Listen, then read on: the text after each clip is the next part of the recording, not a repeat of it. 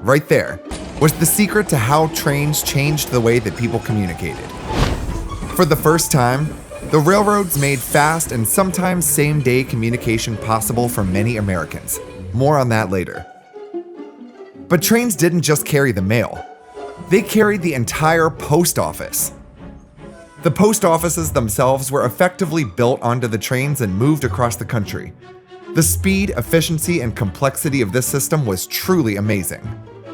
There were ingenious innovations, daring feats of precision, and remarkable challenges faced by the people who worked in these rolling mail cars, requiring quick thinking and nerves of steel. America's fastest and most famous trains of yesteryear carried first-class mail, not just transporting it from the endpoints of the line, but picking up and dropping off mail along the way, sorting letters as the train raced down the tracks at high speed. And trains wouldn't stop to pick up and drop off mail. They would do this on the fly, using some unique pieces of purpose-built technology. I want to bring you to the American Midwest to witness this for yourself, as we take a live look at this fascinating piece of railroad history. This is the story of the Railroad Post Office, or RPO, a game-changing idea that forever altered life in America. Let's dive in. Trains have carried mail from the very beginning. It didn't take long for people to realize the advantages over old horse-drawn carriages. But the real game changer? Sorting mail on the move. It all started in England in the 1830s, and by 1862, the first experimental RPO route was established in the US. Just 2 years later, the post office officially launched the first service on the Chicago and Northwestern Railway between Chicago and Clinton, Iowa. And soon after, RPOs were everywhere, spreading from coast to coast. The system was designed to take advantage of the speed and reach of the railroads. Specifically designed train cars were equipped with sorting racks, tables, and pigeonholes, allowing clerks to sort mail while the train was in motion. That meant mail no longer had to wait to be sorted at stationary post offices, dramatically speeding up deliveries. By the late 1800s, nearly every major railroad in the US had RPO cars, connecting even the most remote communities to the national postal network. This efficiency helped fuel America's economic growth and supported the westward expansion of the country. Now you might be wondering, why sort the mail while the train is moving, instead of just picking it up and dropping it off at sorting centers along the way? Let's imagine a train traveling from Chicago to San Francisco. In Chicago, it's loaded with bags of mail that it will drop off along the way. It will also pick up a bag in each city with the mail bound for various destinations to the west. The train leaves on Monday, and later that evening picks up a bag of mail as it passes through Omaha. In that bag is a letter bound for Denver. The train gets to Denver on Tuesday morning. It drops off the mail that it picked up in Chicago. But the bag from Omaha? Well, it remains untouched because they didn't sort the mail along the way. The train then keeps going, arriving in San Francisco on Wednesday. Overnight, the mail is unloaded, sorted, and reloaded onto another train bound for the east. The eastbound train now leaves San Francisco with that letter that somebody sent from Omaha to Denver. It leaves the West Coast on Thursday morning, finally arriving back in Denver on Friday night, 5 days later. Now let's rewind. Picture the same scenario, but this time the train has an RPO car. The train picks up that same bag of mail in Omaha, but instead of waiting for the train to reach San Francisco for the mail to be sorted, workers in the RPO car sort the mail while the train is moving. When the train reaches Denver, the letter from Omaha is already in the right bag and ready to be dropped off. The delivery time? Less than 24 hours instead of 5 days. Sorting mail on the move made a huge difference. But imagine the pressure on those workers, sorting mail at high speed under rough conditions and often with little time to spare. But it worked, and it worked well.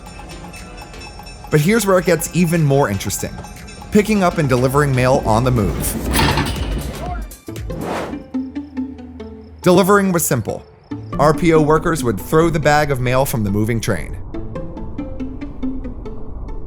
In more remote stations or stations where the train passed through in the middle of the night, there was often a fenced-in area that RPO crews could aim for. That would keep the bag of mail secure until a station agent could retrieve it the next day. But picking up mail on the fly was a different story. It required situational awareness, precision timing, and nerve. To see this in action, let's head to the Illinois Railway Museum in Union, Illinois. The RPO workers were the elite of the Postal Service. They underwent intense training to sort mail at lightning speed, and sometimes even carried pistols to protect valuable parcels. As the train roared down the tracks, RPO workers moved fast, sorting mail into open bags labeled for each town along the route. They knew all the stops like the backs of their hands. As each town approached, they'd grab the correct bag, toss it out the open door, and get ready to catch the next bag of outgoing mail. Before the train passed through, station agents hung mail bags on a mail crane for pickup.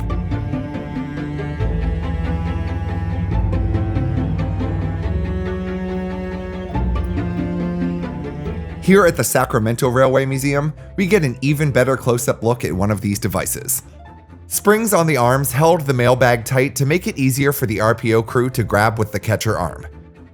And after the bag was successfully collected, the lower arm, no longer held up by the bag, would fall back down. This allowed a rod to fall, lowering the upper arm and moving the mail crane safely out of the way. Back inside the RPO car, workers raised this metal arm at the last moment, ready for the quick snatch. With a precise motion, the arm would swing up, the bag was caught in the narrow curve, and was pulled into the car in one smooth move. Then the sorting began. Fast. If workers didn't sort in time, the mail would have to travel all the way to the end of the line and be returned days later. The clock was always ticking. The peak of the RPO was in 1951, with over 30,000 clerks employed, working 700 routes nationwide. But the slow decline began, driven by the rise of automobiles, air travel, and the construction of the interstate highway system, which reduced the railroad's dominance in transportation. However, the biggest blow to the RPO came with the introduction of the zip code. Zip codes made sorting mail more efficient, and the development of large automated processing centers reduced the need for sorting mail on the train. Even in their heyday, the most famous passenger trains in America were still highly financially dependent on the mail and express business to make the trains profitable. And although the downfall of the American passenger train is largely blamed on passengers shifting to airplanes and automobiles, losing postal contracts was truly what did in a lot of passenger trains. In 1967, the U.S. Postal Service decided not to renew most of the railroad postal contracts, and the U.S. lost a lot of passenger rail service as a direct result. And 10 years later, the final RPO ran between New York and Washington, D.C. on June 30th, 1977. Trains continued to carry mail and express the very next day, but all sorting was now done at facilities on the ground. Most of the remaining private passenger trains were taken over by Amtrak in 1971, and some trains still carried mail, albeit rarely first-class mail. Amtrak now only carries a small amount of express business in its baggage cars. Despite its decline, the legacy of the RPO endures. The system was a critical innovation that enhanced the efficiency and reach of the Postal Service during a formative period in American history. It facilitated communication across vast distances, supported economic growth, and helped knit together a rapidly expanding nation. If you're interested in learning a little about Amtrak's part in this whole saga, check out our video about a time when Amtrak trains looked more like freight trains. If you like trains as much as I do, please consider supporting the channel so I can bring you more content just like this. You can like or subscribe for free, give a super thanks, or even pick up something from the online store linked below. For another rail fanning adventure, check out this video next, and thank you for watching Rail Weekly.